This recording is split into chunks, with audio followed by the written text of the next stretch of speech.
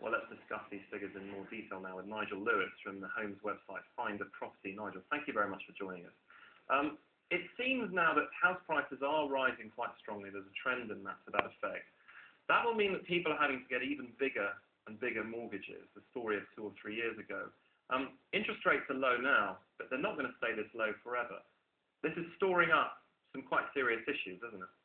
Well, if you're talking about storing up, I believe that really the story here is about pent-up demand. Yes, prices are going up, particularly in London and the South, and the figures out from the Nationwide today very much echo the figures that Find a Property have been putting out the last couple of weeks. So in that sense, it's about pent-up demand, about people wanting to move, but being perhaps too scared, perhaps finding it too difficult to get mortgages. So I think overall, certainly the figures from us and from Nationwide show a property market sort of in waiting. Really finding it difficult to get a mortgage? I mean, a lot of interest rates for many people are very, very low, and you would think in 2 or 3 years' time are going to be higher.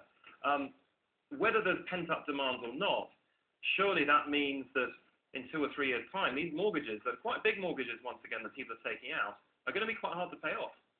Yes, if interest rates do go up, there will be a problem for anyone who is on a tracker mortgage or a variable mortgage.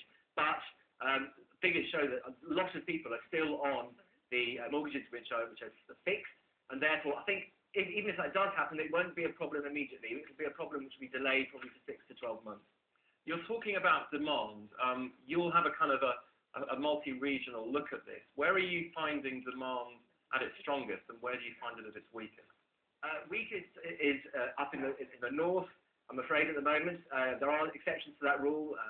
Cheshire, particularly sort of footballers' land, south of Manchester, shows a sort of southern demand for housing and for prices going up, therefore.